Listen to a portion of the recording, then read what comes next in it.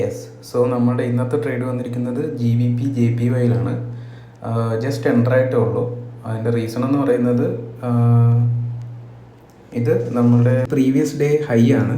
So അത് break ചെയ്തിട്ട് താഴത്തേക്കൊരു movement വന്നു. പക്ഷേ അവിടെ ഒരു MSS ഉണ്ടാക്കിയില്ല.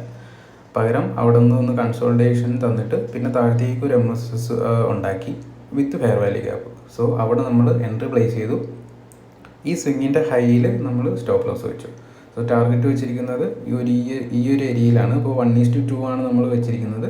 സോ എന്താവും നോക്കാം. ഓക്കെ. സോ ഓൾറെഡി ഇവിടെ ഒരു ലിക്വിഡിറ്റി സ്വീപ്പ് നടന്നു കഴിഞ്ഞിട്ടാണ് ഇവിടെ വന്നിട്ട് റിജക്റ്റ് ആയേക്കുന്നത്. സോ എന്തായാലും റിസ്ക് ആണ്, വെയിറ്റ് ചെയ്യാം.